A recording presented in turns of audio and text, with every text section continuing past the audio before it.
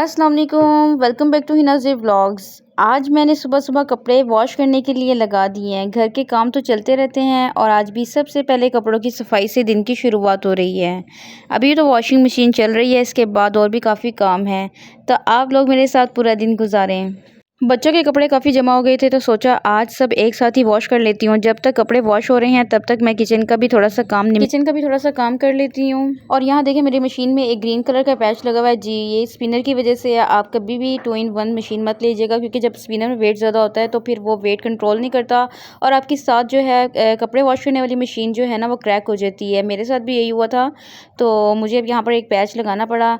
यहाँ पर अल्हम्दुलिल्लाह मेरे जो कपड़े हैं वो वॉश हो चुके हैं और कपड़े वॉश हो जाएं तो ऐसा लगता है कि काफ़ी काम कवर हो गया है। इसलिए मुझे ये होता है कि सबसे पहले कपड़े वॉश होने चाहिए ताकि आपके आधे से ज़्यादा काम जो है वो कवर हो जाता है। यहाँ साथ साथ सफाई भी हो रही है और कपड़े सफाई हो जाए तो बहुत ज़्यादा काम जो है वो कवर हो जाता है। फिर मैंने कहा चलो अब कपड़े वॉश हो चुके हैं तो किचन में ही चलती हूँ। तो जी अब मैं किचन में आ गई हूँ। कपड़े वॉश पर लगे हुए हैं तो सोचा तब तक वो हो रहे हैं मैं किचन का काम कर लेती हूँ। घर में किचन का काम तो कभी ख़त्म ही नहीं होता। यहाँ मैं बना रही हूँ राइस और मेरे पास यहाँ पर ना जो बीफ का सालन बचा हुआ था, मैंने सोचा कि इसको चावल में डाल देती हूँ और मज़ेदार से चावल बन जाते हैं। आपने कभी ये ट्राई किया? अगर ट्राई किया तो कमेंट में ज़रूर बताना, क्योंकि मैं अक्सर ऐसे ही करती हूँ कि बीफ का या कोई सालन बच जाए तो मैं वो चावल में मिक्स कर देती हूँ और इसके बहुत मज़ेदार चावल बनते हैं। ये आपकी बीफ बिरयानी की तरह रेडी हो जाएगी। बहुत टेस्टी, बहुत अच्छे मज़ेदार ये चावल बनते हैं। क्योंकि मेरे पास जब भी कोई सालन बचता है ना तो मैं इसको फ्रीज़ कर लेती हूँ। फ्रीज़ करने के बाद मैं इसी तरह जब टाइम कम होता है तो मैं इसको इस तरह यूज़ कर लेती हूँ। और अल्हम्दुलिल्लाह यहाँ मेरे रेडी हो गए हैं राइस भी।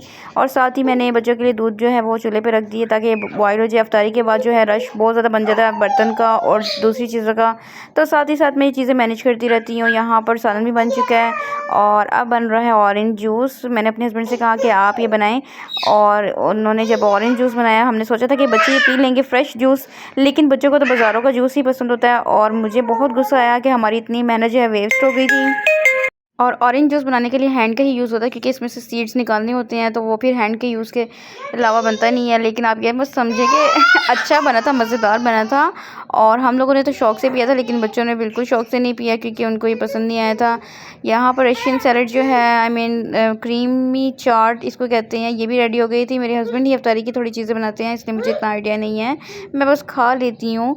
तो अल्हम्दुलिल्लाह यहाँ पर ये भी रेडी हो चुकी है और अफ्तारी का टाइम होने वाला है, तो हम अफ्तारी करने के लिए अब बाहर जाते हैं।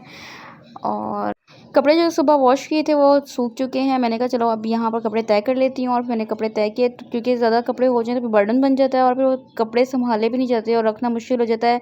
मुझे सबसे ज़्यादा मुश्किल काम लगता है कि कपड़े तय करना। वॉश होता है वो सुकून देता है, लेकिन जो सबसे मुश्किल काम होता है ना वो कपड़े सेफ में वापस रखना होता है। मुझे एक किस्म की मौत आती है इन कपड़ों को देख के। हाँ सूख जाएँ तो बस कोई रख दे, लेकिन ये कोई रख नहीं सकता। और ये मैं फबिया का ड्रेस लेके आई थी, तो यहाँ पर ये उसको पसंद नहीं आया था। वो कहती थी मम्मा मैंने यहाँ पर ईद वाले दिन जो है फ़्रॉक नहीं पहनी, आप मुझे गरारा या शरारा टाइप कुछ इस तरह का लेके दें।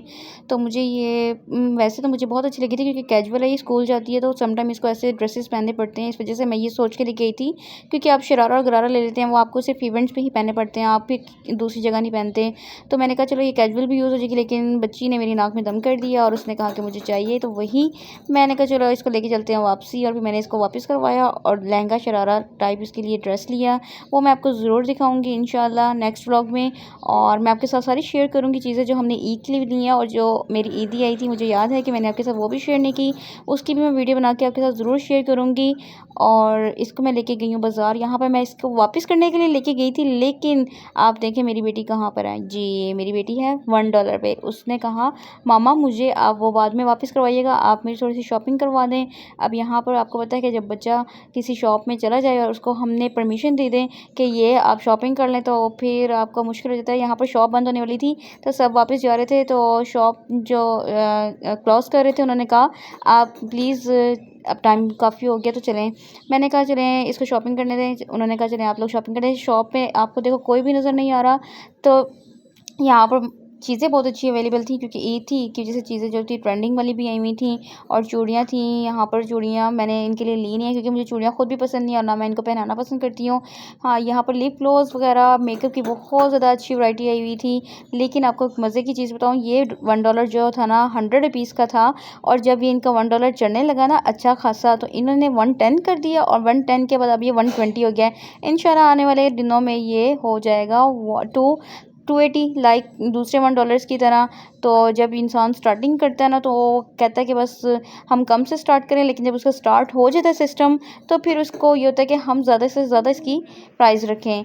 तो मैं 280 वाले डॉलर पे गई थी। यहाँ से मैंने अपने कुछ जो चीज़ें देखनी थी वो मैंने ली हैं। यहाँ पर ग्लोव्स भी अच्छे आए हुए थे, लेकिन मैंने यहाँ पर से नहीं लिए क्योंकि मैंने अपनी मेकअप की चीज़ें थी वो पहले ही परचेज़ कर ली थी।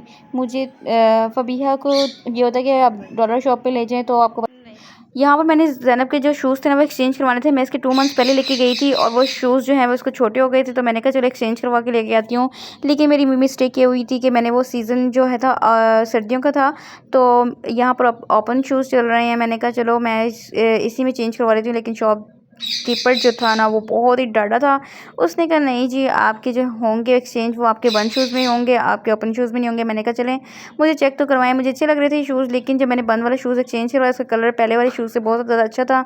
मैंने कहा चलिए कोई बात नहीं, आप मुझे बंद शूज़ ही दे दें। वो मुझे बहुत अच्छा लगा है गोल्डन में। आपको वो शूज़ भी दिखाऊंगी, घर जाके मैं आपको सारी शॉपिंग दिखाऊंगी जो हमने की है और इंशाल्लाह आप को सारी चीज़ें पसंद आएंगी। और मेरे चैनल को जिसने अभी तक लाइक सब्सक्राइब नहीं किया, काइंडली वो लाइक और सब्सक्राइब करें और वीडियोस को पूरी वॉच करें और मेरे चैनल को लाइक करें, सब्सक्राइब करें, शेयर करें। आज के लिए इतना ही काफ़ी है। ये देखें क्यूट सी बास्केट रखी हुई थी, मुझे बहुत अच्छी लगी थी। मैंने यहाँ पर इसकी वीडियोस बना दी थी।